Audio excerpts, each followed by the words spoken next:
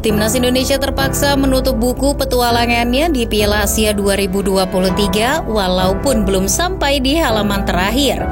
Ya, mau bagaimana lagi? Level Timnas Indonesia memang naik, tapi Australia adalah lawan yang terlalu kuat. Kekalahan adalah sebuah keniscayaan.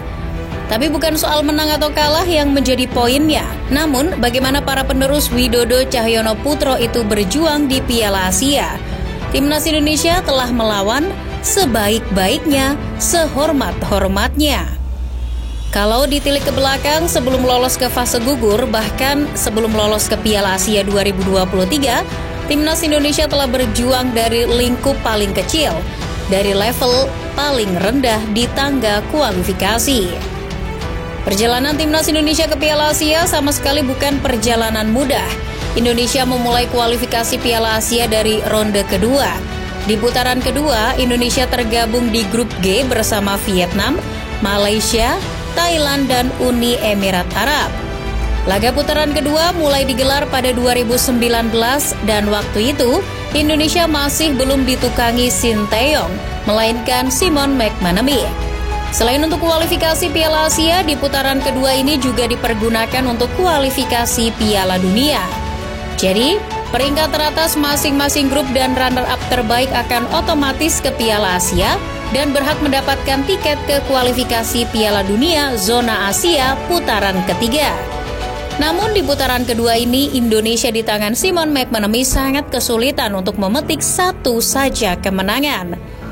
Apalagi mantan pelatih Timnas Filipina di Piala AFF 2010 itu mengabaikan filosofi Villanesia. Cara bermain Simon juga kerap dibandingkan dengan Luis Mia, pendahulunya. Di tangan pelatih berpaspor Skotlandia itu, Indonesia diubahnya bermain ala Inggris dengan kick and rush-nya. Cara Simon ini benar-benar hanya membawa Indonesia finish di posisi paling buncit. Indonesia harus menelan 7 kekalahan di putaran kedua dan hanya memperoleh 1 poin ketika imbang atas Thailand. Yang paling memalukan, tentu saat Indonesia dihajar Uni Emirat Arab 5 gol tanpa balas. Hanya berada di peringkat 5 membuat nasib Indonesia ke putaran ketiga terkatung-katung. Indonesia bahkan tidak masuk dalam 3 tim peringkat 5 terbaik. Namun untungnya masih ada babak playoff sebagai kesempatan untuk melangkah ke putaran ketiga.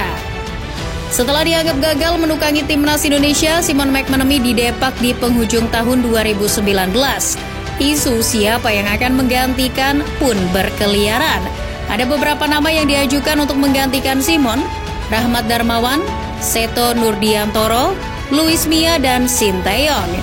Khusus nama yang terakhir, PSSI yang waktu itu masih dipimpin Muhammad Iriawan melakukan operasi senyap.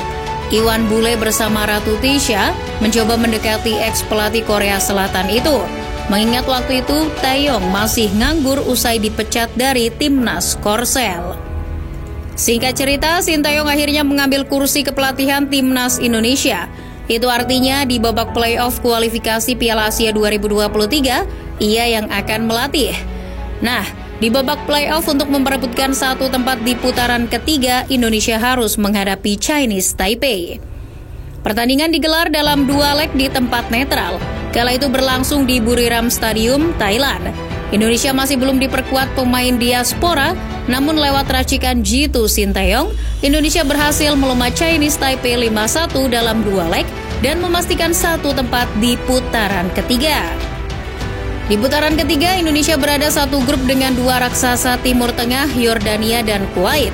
1 lawan sisanya, Nepal. Nepal jelas lawan termudah bagi Indonesia. Namun, menghadapi Nepal dengan banyak gol saja tidak akan cukup apabila kalah melawan 2 negara lainnya. Ujian lainnya, Indonesia harus bertandang ke Kuwait, karena AFC telah menentukan bahwa tuan rumah grup A, grup yang ada di Indonesia di dalamnya adalah Kuwait.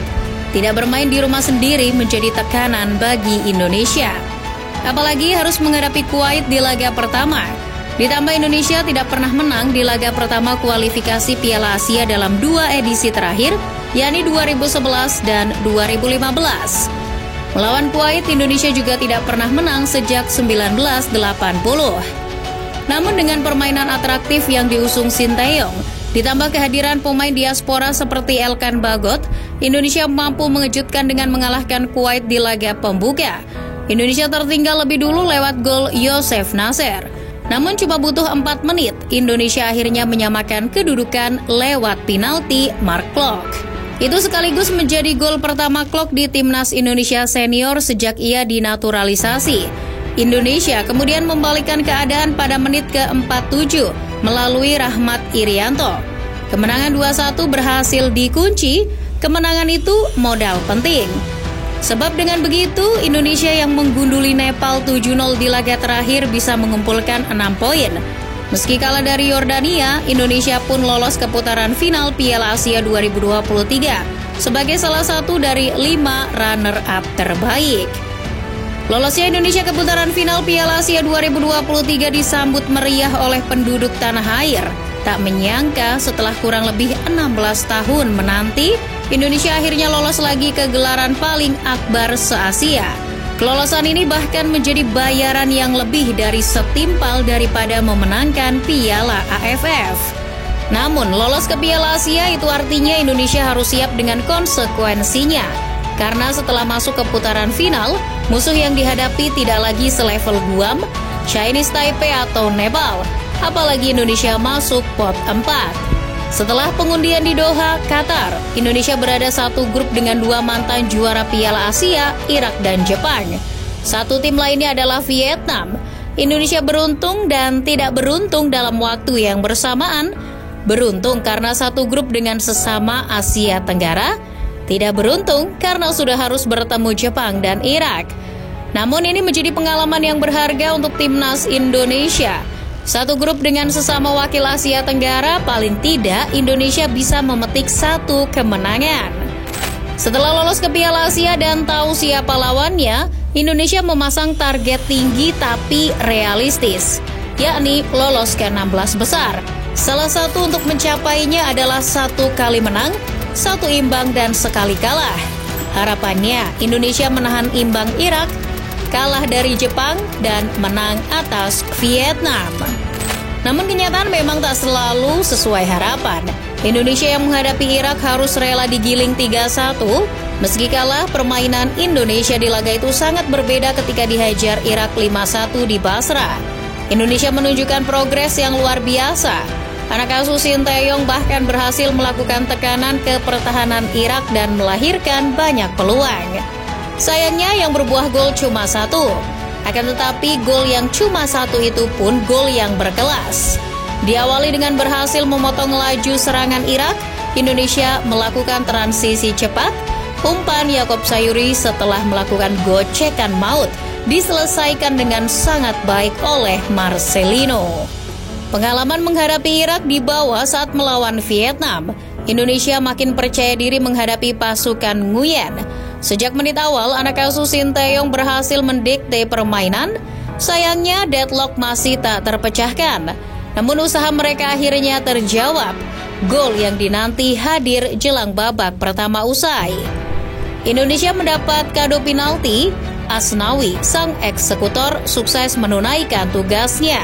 Di laga kontra Jepang, Indonesia nyaris dicukur 3-0, namun di menit-menit akhir bola liar hasil lemparan ke dalam Pratama Arhan dimanfaatkan dengan baik oleh Sandy Walsh yang akhirnya mencetak gol ke gawang Zion Onana Suzuki. Hanya memenangkan 1 laga di fase grup, Indonesia harus berpangku tangan dengan hasil di grup lain. Sebab Indonesia bisa saja tidak lolos ke 16 besar sebagai salah satu dari 4 tim peringkat 3 terbaik. Saat itulah para pemain, pelatih, dan ofisial sudah pasrah. Beberapa pemain seperti Justin Hapner dan Adam Mali sudah mulai merapikan bajunya. Namun di tengah rasa pesimistis itu, Tuhan ternyata menjawab doa dan usaha punggawa timnas Indonesia. Adalah Jol Kojo, pemain Kirgistan yang sukses membuat Indonesia menciptakan sejarah. Golnya di menit ke-80 menggagalkan kemenangan Oman atas Kirgistan. Para pemain Indonesia pun berpesta usai memastikan diri lolos ke fase gugur Piala Asia untuk pertama kalinya. Sayang di 16 besar Indonesia harus keok atas Australia. Sampai ke fase gugur Piala Asia jelas merupakan prestasi yang mungkin akan sulit diukir lagi di kemudian hari. Terlepas kemenangan Indonesia yang hanya sekali, tapi selama Piala Asia 2023 ada banyak perkembangan yang ditunjukkan timnas Indonesia. Yang paling kentara adalah mentalitas. Para pemain mulai berani menekan, juga tak mudah goyah ketika ditekan lawan. Permainan mereka di atas lapangan juga lebih cair. Meski ada beberapa hal yang perlu diperbaiki. Jadi, football lovers, puaskah dengan pencapaian timnas Indonesia di Piala Asia 2023?